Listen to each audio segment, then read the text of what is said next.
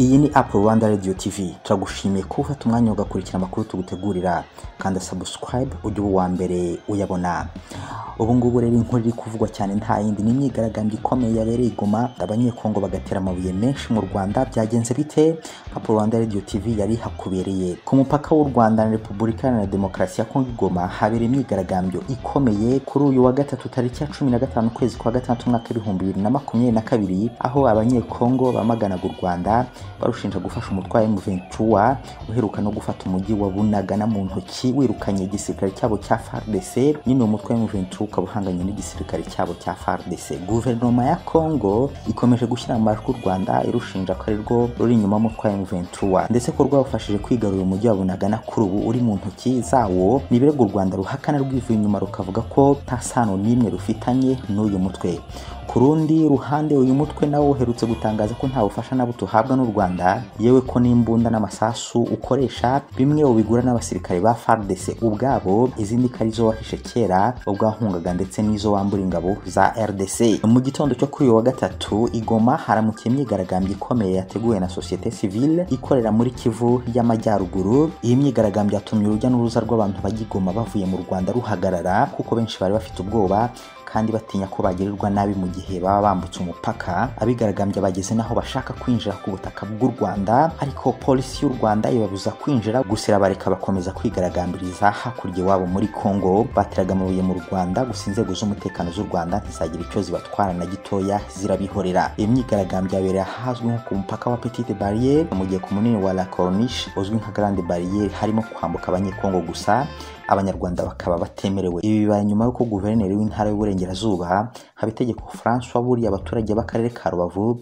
kwirinda kujya muri Repubulika Iharanira Demokarasi ya Kongo kubera umutekano wabo, aho yagize ati niba abanyekongo bahohotera bene wabo babahora kuvuga ikinyarwanda, umunyarwanda uvuye hano siwe bazabura guhohotera. Murenzi Elize ukora akazi ko kubakisha inzu yavuze ko bitewe n'umubano u Rwanda rwabahaye n'itangazo ry'uko hari ku myigaragambyo yanze kujya i Goma. Ati itangazo ryasohotse nimugoroba bituma afata icyemezo cyo kutajyayo bitewe n'amagambo yuzuye mu rwango batubwira, kubera ko hari n'abanze kutwishyura ayo twakoreye. Repubulika Iharanira Demokarasi ya Kongo kuri ubu iri gushinja General Muhoozi Kainerugaba ubugambanyi no gukorana n'u Rwanda. Ni nyuma y'uko abarwanyi ba M23 bafashe umujyi wa Bunagana, imbuga nkoranyambaga zigaruwe n'ibirego bishya by'uko Uganda ngo yaba yinjiye mu ntambara igafatanya n'u Rwanda gutera inkunga M23. N'amakuru ari mashya mu matwi y'abakomeje gukurikirana imirwano ya M23 n'ingabo za leta FARDC zifatanyije n'umutwe w'iterabwoba FDLR n'indi. Kuri ubu inteko nshingamategeko ya Repubulika Iharanira Demokarasi ya Kongo yabishimangiye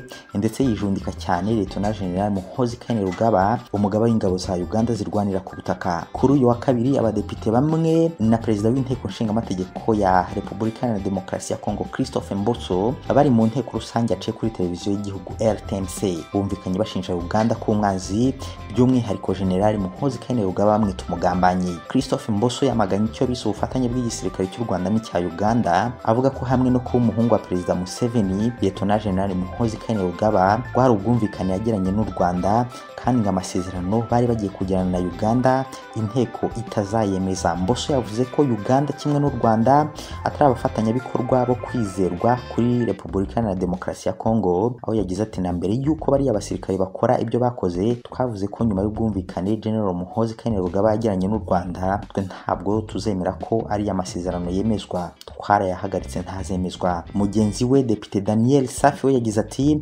Uganda nayo ni umwanzi wacu, umwanzi wanga kwigaragaza. Nyuma muzabona ko nari mfite ukuri ko Uganda itugirira nabi. Lieutenant General Muhoozi Kainerugaba ku rubuga rwa Twitter yanditse ko muri Repubulika Iharanira Demokarasi ya Kongo hari abantu bayobejwe bakoresha amagambo adafite umumaro agamije guhembera intambara. Ati numvise umuntu umwe mu nteko nshingamategeko y'iki gihugu avuga ko Muhoozi ari umwanzi wa Repubulika Iharanira Demokarasi ya Kongo. Njyewe yabajije ikibazo kigira kiti umwanzi wa Repubulika Iharanira Demokarasi ya Kongo nurokora abaturage ubwicanyi bwa ADF muri Kivu ya ruguru na Ituri mpande 3 y'urupfu. General Muhoozi yatangaje ko agiye guhura na perezida w'iki gihugu Felix Tshisekedi kuko bashobora ishobora gukemura ibibazo mu buryo bworoshye. Mu makuru akomeje kuvugwa muri iyi mirwano nuko umutwe wa FDLR wamaze kwiyunga na FARDC, igisirikare cya Repubulika Iharanira Demokarasi ya Kongo, ndetse abarwanyi bawo nibo bashyirwa imbere mu mirwano na M23, dore ko Kongo yo yagaragaje ko uwo mutwe ntacyo twaye kuko baba bishakira ibiryo. Abasesenguzi bavuga ko kuba FARDC ifatiye runini na FDLR yagize uruhare muri jenoside yakorewe abatutsi mu Rwanda mu mwaka w'1994, kandi General Muhoozi akaba aherutse gutangaza operasiyo Rudahigwa kuri umutwe w'iterabwoba. Nta kabuza ariyo mpamvu yatangiye kwijundikwa n'abanyekongo. Lieutenant General Muhoozi Kainerugaba yaburiye umutwe w'iterabwoba wa FDLR ko ukwiriye gushyira intwaro hasi mu gihe cya vuba, bitabye ingabo za Uganda zikawushwanyaguza. Yanditse ku rubuga rwa Twitter agira ati,